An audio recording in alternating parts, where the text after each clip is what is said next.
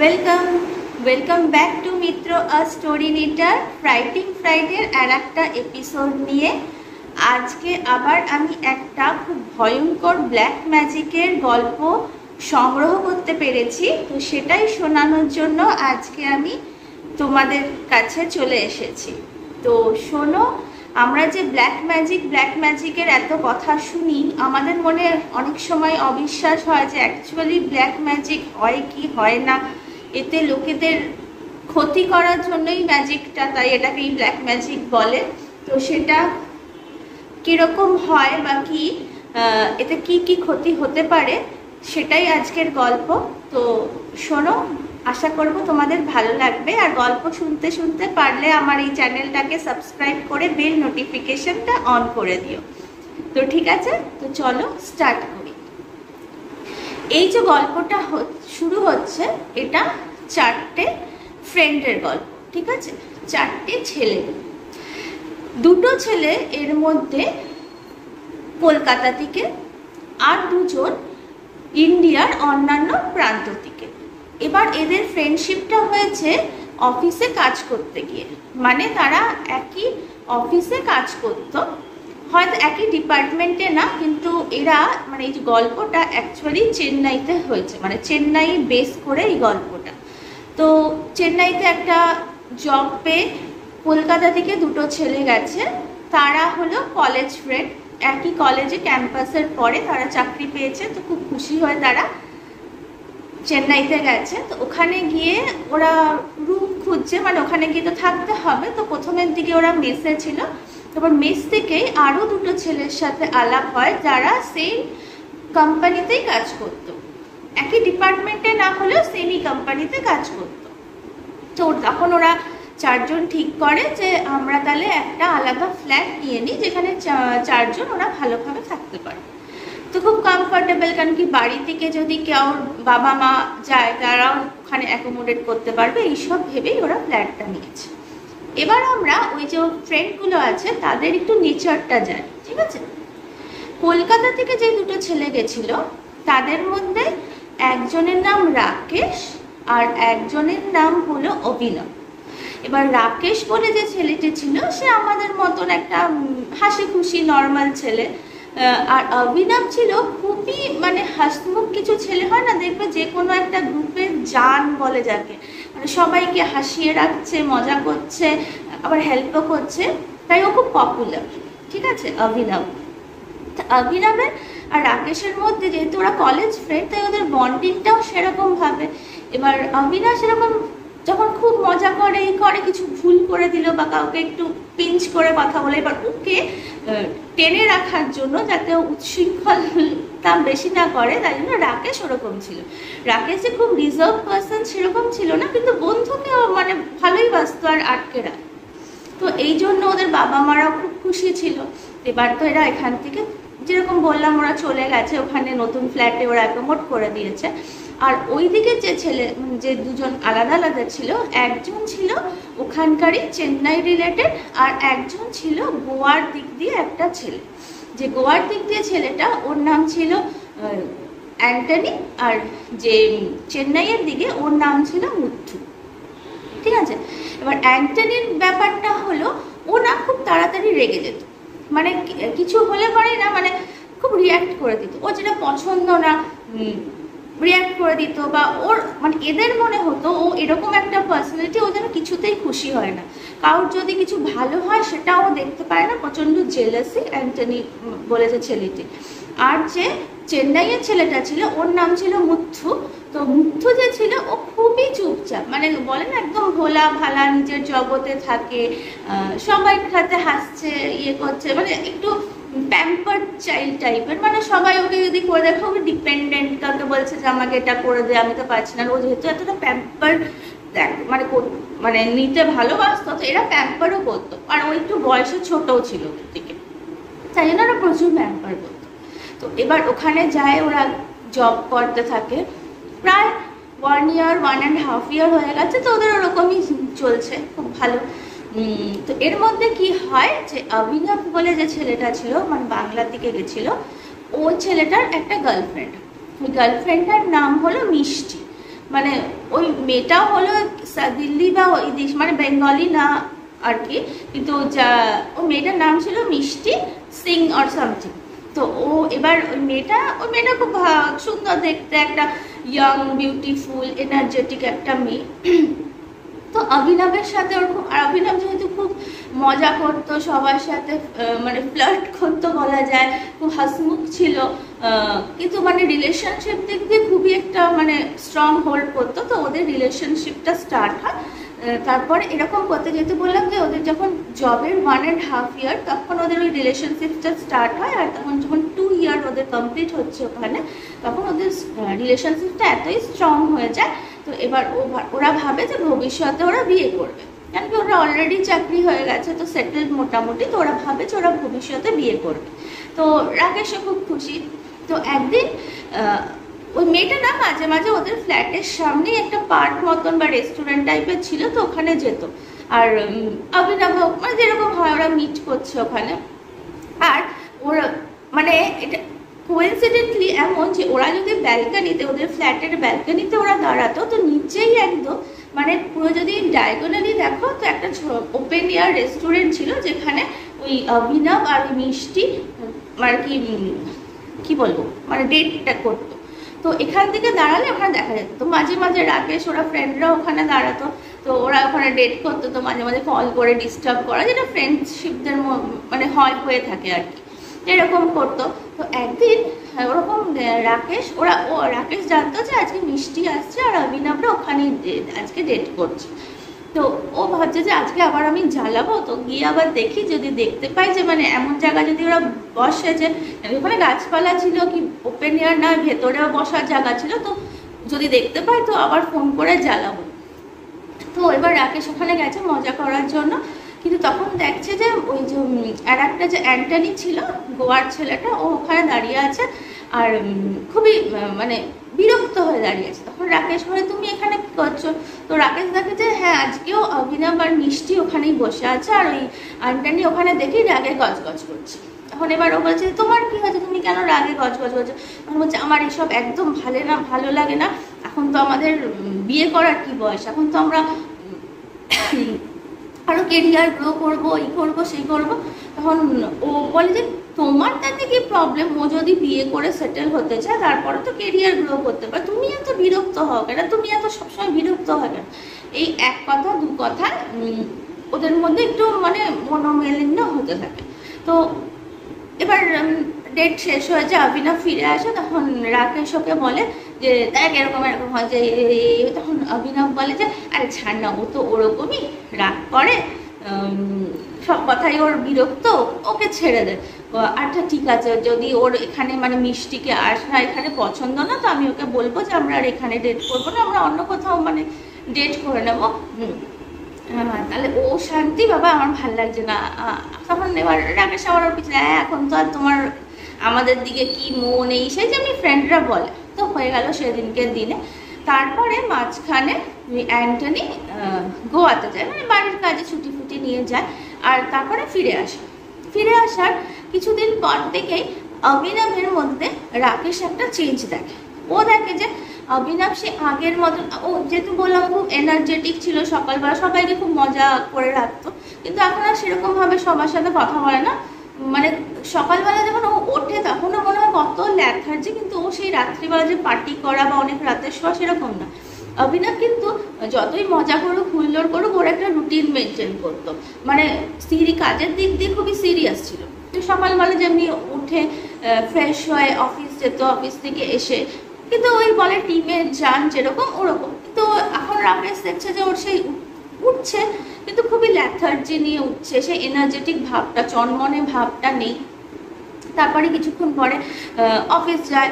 অফিসে তো রাকেশ বললাম যে একই অফিসে কাজ করে, ডিপার্টমেন্ট আলাদা হলো, মাঝে মাঝে হয়তো লাঞ্চে বললো যে চল, তো একদিন লাঞ্চে গেছে এরকম ওকে নিয়ে, তো সেরকম খাচ্ছেও না কিছু।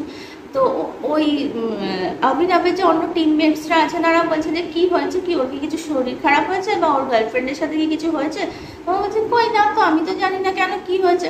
তখন বলছে এখন তো কাজেও করে না, আরও এত মজাকিয়া সবাইকে এত মানে ভালোভাবে রাখতো, কিন্তু এখন তো আমাদের সাথে সেরকমভাবে কাজ মানে কথাও হয় না, জাস্ট কাজটুকু কোনো রকমে করেই বাড়ি চলে যায়।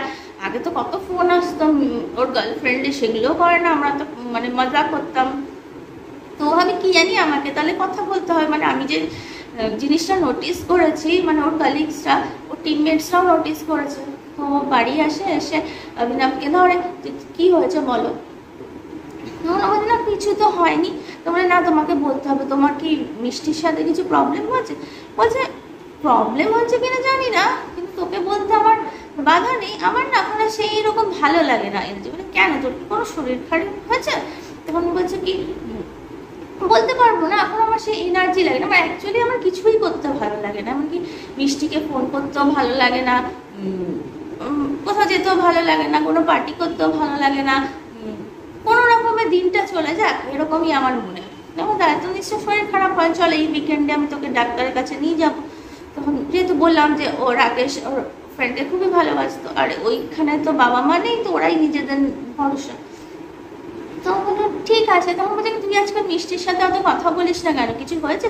বলে না কিছু হয়নি, আমিও যেমনি মিষ্টিকে অত পছন্দ করি, মানে আমি যে মিষ্টিকে অত ফোন করার অত ভালো লাগে না, আমার লেথার্জি লাগে, কিছুই ভালো লাগে না।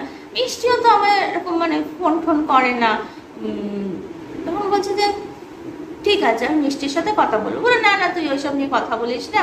বলে ঠিক আছে আমি যা করবো করবো। তো পরদিন অফিসে ওরকম লেথার্জি নিয়ে অভিনব গেছে, কাজ করছে। তো মিষ্টিকে দেখতে পেয়েছে রাকেশ, তো ওকে গিয়ে জিজ্ঞেস করেছে। তখন মিষ্টি বলছে যে না তুমি জানো না যে ও মনে হয় আমার থেকে ব্রেকআপ চাইছে, হ্যাঁ, আর আমারও ভালো লাগছে না ওর সাথে। বলছে হঠাৎ করে কি হয়ে গেল তোমাদের দুজনের? বলছে না ওর কথাবার্তা এখন ভালো না, আমাকে পাত্তা দেয় না, দেয় না, আর আমারও মানে ওকে পোষাচ্ছে না।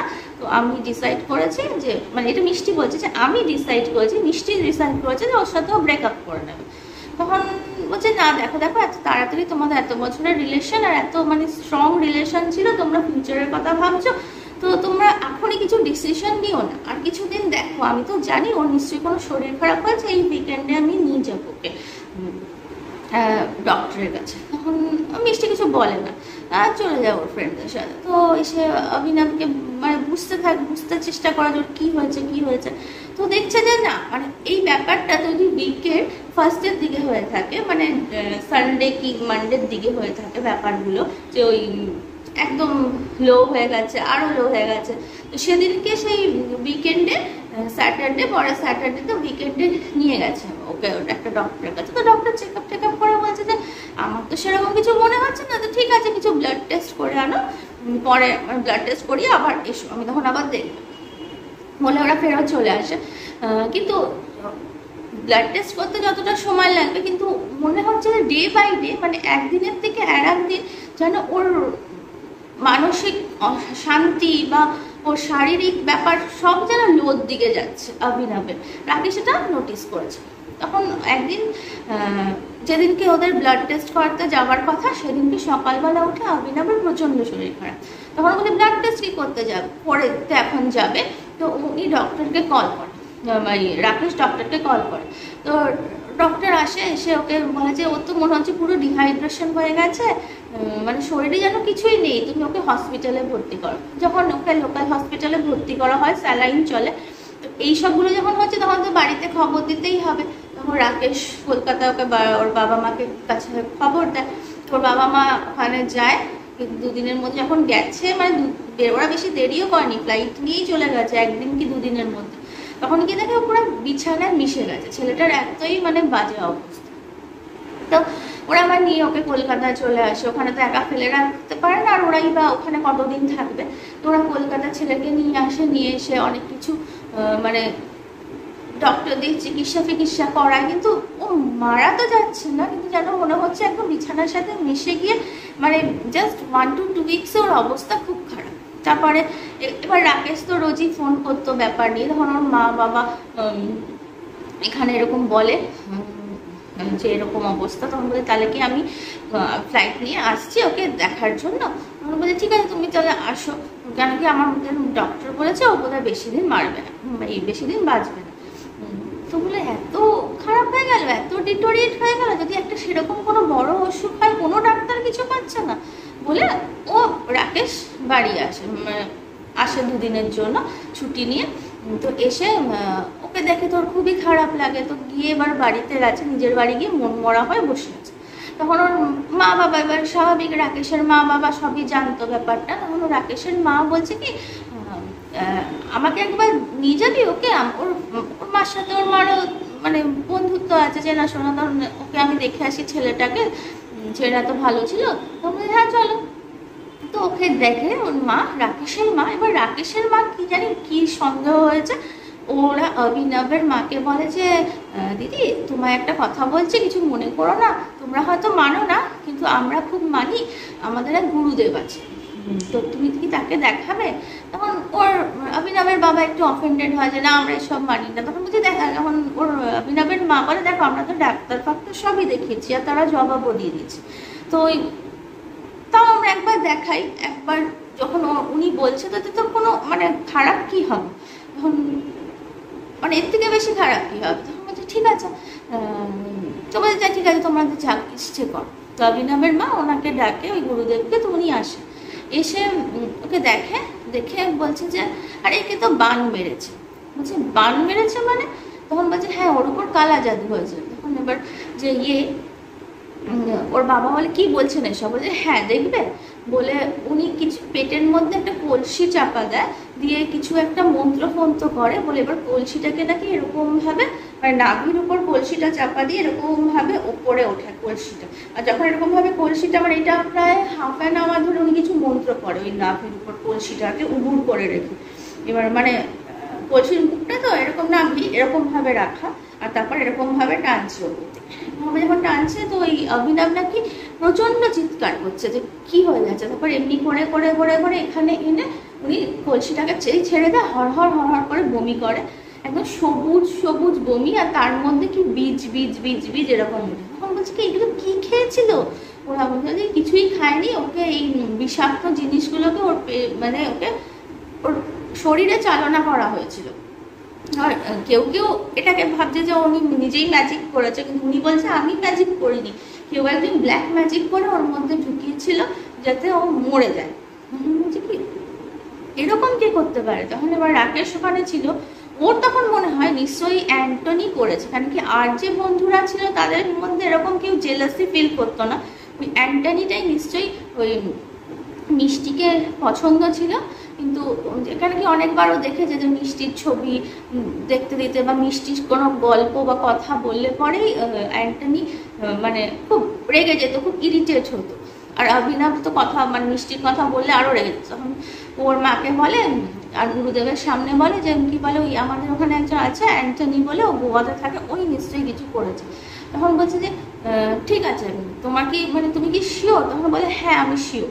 তখন বলছে কি ঠিক আছে তুমি যাও, তুমি ফেরত যাও, তোমার হয়তো একটু আসা যাওয়ার কষ্ট হবে, এই ছেলেকে আমি কিছুটা তো বার করেছি কিন্তু আমার পক্ষে মানে একটা রিচুয়ালস করতে হবে, সেটার পরেই এই ছেলেটা যদি বাচ্চায় বা কিছু হয় আমি করব, কিন্তু আপাতত তুমি যাও, গিয়ে তোমার যাকে সন্দেহ হচ্ছে তার একটুখানি চুল আর জামা এনে দেওয়া হয়, তাহলে আমি একটু মন্ত্র করে একেও বাঁচাবো আর বুঝতেও পারবো যে সে সত্যি কিছু করেছে কিনা।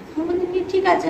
এবার ও আবার ফ্লাইট কাটে, এবারের ফ্লাইটের টাকা অভিনবের বাবা মাই দেয়, তো যায় মানে হয় না যে ছেলের জন্য লাস্ট অবধি কিছু করে নেবে, তাই পুরো টাকা ফাঁকা দেয়। তো অভিনব যায়, গিয়ে ফার্স্টের দিনও যায়, তো গিয়ে দেখে যে অ্যান্টনি ছিল না, ও গেছে ওর নিজের গোয়াতে গেছে বাড়িতে। তো ও কি করে ওখানে গিয়ে অ্যান্টনির চিরুনির মধ্যে অনেক খুঁজে চিরুনির মধ্যে 2-4টে যা চুল লেগেছিল ওইগুলো নেয়, ওর জামার একটা পিস কেটে নিয়ে ও যখন পটলি করছে তখন দেখছে যে ওই যে আর একটা যে ছেলে ছিল মৃত্যু, ও চেন্নাইয়েরই, কিন্তু ওদের সাথে থাকতো ওইখানে, বাড়িতে কিছু প্রবলেম হওয়ার জন্য। তখন ও বলছে ওকে দেখছে, তখন বলছে কি তুমি এগুলো নিয়ে কি করতে যাচ্ছ, কি করছো? তখন বলছে কি না কিছু না। তখন বলছে তুমি কি কিছু করবে এগুলো নিয়ে?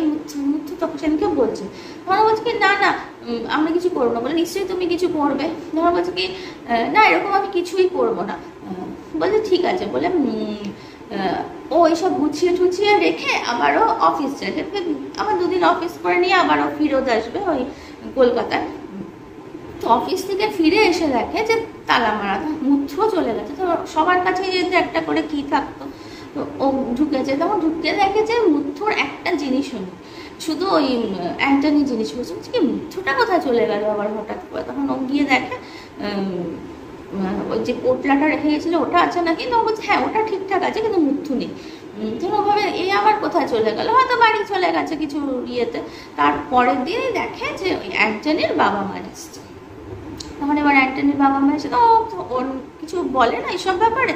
অ্যান্টনির বাবা মাকে বলে যে অ্যান্টনি কোথায়, মানে ও গেল আর এখন ফিরলো না, কি ব্যাপার। তখন বলছে কি অ্যান্টনির তো খুব শরীর খারাপ হয়েছে, ওর অবস্থা খুব খারাপ, তো আমি আমাদের প্রিস্টকে দেখিয়েছিলাম, কিন্তু অ্যান্থনিয়া ক্রিশ্চান ছিল। তখন প্রিস্ট বলেছে যে ওর উপর কিছু ব্ল্যাক ম্যাজিকস হয়েছে, মানে ওরাও বলতে পারে, মানে ওদেরও কিছু কমিউনিটি থাকে, আমাদের ওঝা ফোঝা থাকে না বা যারা এইসব পুজো করে, তো ওদেরও কমিউনিটিতে কিছু লোক আছে যারা এগুলোকে মানে দেখে, ওদেরও একরকম প্রিস্টেরই একটা গোষ্ঠী। তো ওরা দেখিয়েছিল, তো ওরা নাকি বলেছে যে ওর উপর কিছু ভয়ঙ্কর কিছু হয়েছে। তখন এবার রাকেশের মাথায় ঢুকেছে কি হলো ব্যাপারটা, আমি তো ভেবেছিলাম যে অ্যান্টনি করছে সব কিছু, তাহলে এবার মানে অ্যান্টনির উপর ব্ল্যাক ম্যাজিক হয়ে গেছে, মানে এরা কি মিথ্যে কথা বলছে, মানে কি ব্যাপারটা। তখন ও কিছু না বুঝতে পারে, ও ফোন করে কলকাতায় ফোন করে বলে যে আপনারা যে রিচুয়ালসটা আমরা করবো ওটা একটু হোল্ডে রাখুন, কেন কি এরকম হয়েছে, অ্যান্টনিরও এরকম শরীর খারাপ হয়েছে, ওদের প্রিস্ট বলেছে যে ওর উপর ব্ল্যাক ম্যাজিক হয়েছে। তখন এবার এরা একটু হয়ে গেল। তখন এবার অভিনবের মা খুব কান্নাকাটি করছে, তাহলে কি আর আমার ছেলেকে বাঁচানো যাবে না বা কি। তখন এবার এদিকে রাকেশ একটা চালাকির কাজ করে, ও অ্যান্থনির বাবা মাকে বলে যে দেখো গোয়া তো মোটামুটি ওখান থেকে কাছে, তো বলে যে আমি গোয়াতে আপনাদের বাড়ি গিয়ে অ্যান্থনির সাথে কথা বলতে পারি। তখন বলছে হ্যাঁ। তো এবার যখন ও অ্যান্থনির বাড়ি গেছে, গিয়ে যেই অ্যান্থনির ঘরে ঢুকেছে, অ্যান্থনির অবস্থা খুবই সঙ্গীন একদম ইয়ে। তো ওনার মাথার কাছে একটা নার্স আর একজন প্রিস্ট বসেছিল। তো এবার ও রাকেশকে দেখেই হাউ হাউ করে কাঁদতে শুরু করেছে। তখন অ্যান্থনিকে রাকেশ বলে যে কী হয়েছে, তুমি এত কাঁদছো কেন। তখন বলছে কি আমাকে পুরো শেষ করে দিল, আমাকে অভিনবকে পুরো শেষ করে দিল। বলছে কে শেষ করে দিল, কি হয়েছে। তখন ও বলে যে ওই মুথু, ও নাকি ব্ল্যাক ম্যাজিক করতো। ভাবো আমরা কিন্তু মুথুকে জানি না, মানে এই তিনজনের যে ট্রায়াঙ্গেল আমরা ভাবছি লাভ ট্রায়াঙ্গেল, হ্যাঁ না তা না, মুথুর কিন্তু গল্পই ছিল না, একটা সাদা সিধা লাগতো ছেলে থাকতো। তাহলে বুঝতে পারছো তো মানে কাদের উপর কে সন্দেহ করছে আর কে মানে বেরোচ্ছে বদমাস। তখন বলছে মুথু কি করেছে। তখন বলে অভিনব এই দেখেছিল, অ্যান্থনি নাকি একদিন দেখেছিল যে ওই প্রিয়ার একটা ছবি কোথা থেকে নাকি হোয়াটসঅ্যাপে ওদের কোনো গ্রুপের মধ্যে অভিনব পোস্ট করেছিল, সেটাকে ও প্রিন্ট আউট করেছে মুথু করে, ও নিজের ঘরের মধ্যে ওর একটা কভার ছিল, কভারের ভেতরে ও নাকি এরকম রেখে কিছু একটা করছে, মানে ক্যান্ডেল ব্যান্ডেল জ্বালিয়ে। তখন এবার অ্যান্থনিকে জিজ্ঞেস করছে যে তুমি কি করছিলে ওটা। তখন বলছে যে আমি কিছু করিনি। তারপর ও তো অনেক রাগ ছিল, চেঁচামেচি করে দিত, অনেক চেঁচামেচি করেছে, বলছে আমি একে ডাকবো ওকে ডাকবো বলে অনেক চেঁচামেচি করে ভয় দেখিয়েছি। তখন ও বলছে যে আমার প্রিয়াকে এই মিষ্টিকে খুব ভালো লাগে, তাই আমি ওর সাথে রিলেশনশিপে যেতে চাই। তো কিন্তু অভিনব আছে, তাই জন্য আমি তো যেতে পারবো না, তাই আমি কিছু করে মিষ্টিকে আমার দিকে আকর্ষণ করে দেবো। বলছি এইটা কি করছো, আমার তুমি ব্ল্যাক ম্যাজিক করছো, জাদু করছো, দাঁড়াও আমি গিয়ে অভিনবকে বলে দেবো। তখন ও যখন বলছে কি অভিনবকে বলে এখন আর কিছু নেই, আর দেখো না কদিন পরে কি হয়। বলছি তার মানে তুমি কি করেছো অভিনবকে, বলে সেটা তো তোমার জানার দরকার নেই। তখন এবার অ্যান্থনি খুব রেগে গেছে, ও বলছে যে আমি বলবো যে সবাইকে, আমি যাকে পারবো তাকেই বলবো যে তুমি আসলে এরকম চুপচাপ থাকো, কিন্তু তুমি আসল বদমাস। যখন এরকম বলতে পারে তখন তুই কি করবি, তোর অনেক জিনিসই আমার কাছে আছে, দেখ না তোকে আমি কি করি। তখন অ্যান্থনি তো শোনেনি এসব কথা, তো ও গিয়ে নাকি মুথুর অনেক ফ্রেন্ডদেরকে এসব বলে দিয়েছিল। এবার কেউ বিশ্বাস করেছে, কেউ বলেছে হ্যাঁ ও একটু উইয়ার্ড টাইপের আছে, ও মাঝে মাঝে আমরা নেটে দেখি কিসব পড়ে এইসব পড়ে। আর ওর কেউ আবার পুরোনো ফ্রেন্ড আছে বলছে হ্যাঁ ওদের বাড়িতেও এইসব রিচুয়ালস চলে, আমি জানি, তাই জন্য তো আমার পরিবারের লোকেরা ওদের সাথে কথাও বলে না। ওই সব খবর জোগাড় করেছিল অ্যান্থনি। তার মধ্যেই যখন এই অভিনবের বাড়াবাড়ি রাকেশ চলে গেল, অ্যান্থনিরও নাকি এত শরীর খারাপ হয়ে যায়। আর অ্যান্থনি প্রথমেই বুঝতে পারে যে এটা ওই মুথু ছাড়া আর কেউ নয়, তাই জন্য ও বাড়ি পালিয়ে এসছে। এবার রাকেশের মাথায় তো হাত, বলছে, তখন ও বলে যে আমি তো তোকে ভাবতাম যেরকম, তাই জন্য আমি তোর জিনিসপত্র গ্যাদার করেছিলাম, কিন্তু তখন আমরা মুথুর কি করে গ্যাদার করবো? বলে তুই যা গিয়ে দেখ, কোথাও না কোথাও তো ওর কাবার্ডে কোথাও কিছু না কিছু তো পাবি। তখন ও যায়, গিয়ে অনেক খুঁজে খুঁজে মুথুর একটা গেঞ্জি পায়, ঠিক আছে, পুরোনো পোছা পোছা হয়তো বানিয়ে নিয়েছিল, ওই গেঞ্জিটা পায়। চুল এখন ওখানে অনেক চুল আছে, তো সব নিয়ে পালিয়ে গেছে, ওগুলো কোথায় পাবে? তো ওটাই পায়, তো ওটা নিয়ে গিয়ে ওই কলকাতায় এসে গিয়ে ওই গুরুজিকে দেখায় আর কি। তো এবার গুরুজি বলে ঠিক আছে আমি চেষ্টা করছি। তো এইসব করতে না, যখন এইসব কথা হয়েছে, ও গেছিল অ্যান্টনিদের বাড়ি, তখন অ্যান্টনির বাবা মাও সব জেনেছে ব্যাপারটা। তখন অ্যান্টনির মা বলে অভিনবের মার সাথে আমাকে কি যোগাযোগ করে দিতে পারবো? ওরা আবার রাকেশের থ্রু দিয়ে এরকম কথা বলে। তখন ওরা বলে যে দেখো তোমরা তো ওখানে চেষ্টা করছো, আমরাও এখানে প্রিস্ট দ্বারা চেষ্টা করেছি, তো অ্যান্থনির কিন্তু অনেকটাই ইমপ্রুভমেন্ট হয়েছে, তো আমরা এখানে একটা চার্চ আছে, ওখানে আমরা ওকে দেখাই, তো তোমরা যদি চাও তোমরা অভিনবকেও দেখাতে পারো। কিন্তু ওরা বলে যে এখানে আমি কি করে নিয়ে যাবো ওখানে? বলে তাহলে একসাথে, মানে যেহেতু একজনই করেছে ওদের উপর যেই জাদুটা, তো হয়তো রেমেডি তাড়াতাড়ি। তখন বলে তো কিন্তু আমি অভিনবের এত বাজে অবস্থাকে আমি নিয়ে যাবো কি করেছে? ছেলে মানে চাকরি তো গন, মানে দেখো একটা প্রাইভেট কোম্পানিতে তুমি কতদিন কামাই করতে পারো, তো একটা সময় পর তারা লে অফ করেই দেবে, ওরা চাকরিও নেই সেভাবে, কারণ কি অনেকদিন হয়ে গেছে, প্রায় কি বলে 2 months তো হয়েই গেছে, তো আর ওর যেহেতু জয়েন করারও কোনো আশা নেই তখন সেইভাবে। তখন তাহলে তখন তো এদিকে যে প্রিস্টটা থাকে তিনিও চেষ্টা করছে, করতে করতে একটুখানি স্টেবল হয়েছে যখন ইয়েটা, তখন অভিনবের মা খুব জেদ করে ওর বাবার কাছে যে আমি ওকে ওই সেই গোয়াতেই নিয়ে যাবো। তখন বলছে কেন, এখানকার তো পুরোহিত তো চেষ্টা করেছে, আর ডক্টরও তো বিভিন্ন ব্লাড দেওয়া, স্যালাইন দেওয়া, এইসব তো মেডিকেল ট্রিটমেন্ট হচ্ছিল। তখন বলো না আমি একবার যেতে চাই ইয়েতে, ওখানে গোয়াতে যে চার্চের কথা বলছে ওনার কাছে। তো একটু স্টেবল হওয়ার পর ওকে নিয়ে যায় ওখানে। তো ওখানে প্রিস্ট দেখে বলে যে হ্যাঁ এটা একই লোকের কাজ, আমি বুঝতে পারছি ধরন দেখে।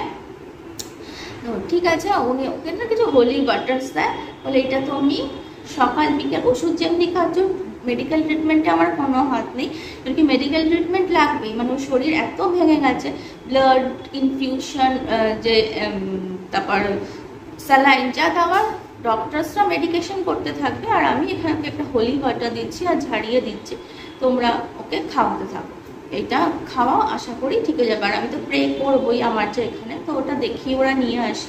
এবার অ্যান্টনি আর দুজনেরই মেডিকেশনও হয়, তারপরে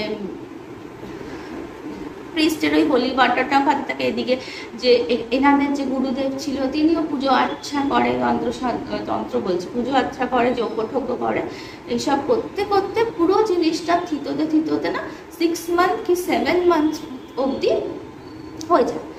তারপরে আস্তে আস্তে ওরা বেটার হয়ে আবার নতুন জব এর জন্য খোঁজ করতে থাকে, এসব লাইফে হচ্ছে। আর মেয়েটাও আস্তে আস্তে বুঝতে পারে, মানে ওর মধ্যে যে পরিবর্তনটা হয়েছিল, যে একে ভালো লাগছে না, এখন আবার ওর হঠাৎ করে রিয়েলাইজ করতে থাকে পারে যে কি বলে হয়তো আমি কিছু ভুল করেছি। আর যখন আর কি অ্যাকচুয়ালি এদের ঘটনাগুলো শোনে আর কি, গল্প পুরো জিনিসটা, তখন ওকে বোঝানো হয় যে তোমার উপরও ব্ল্যাক ম্যাজিক হয়েছে, এই হয়েছে। তো ও বুঝতে তো পারে, কিন্তু হয় না প্রভাব, তো রিয়েলাইজ করে যে কিছু একটা গড়বড় হচ্ছে, কিন্তু মানে ও ফিরে আসতে পারে না, ওর না এখনো সেই মৃত্যুর প্রতি খুব ব্যাপারটা থাকে। তো সেটাও এই যে কলকাতার যে গুরুদেব তাকে বলা হয়। তখন ইনি বলেন তা ঠিক আছে, তুমি যে সেই গেঞ্জির টুকরোটা এনেছিলে, গেঞ্জিটা ওটাই দাও।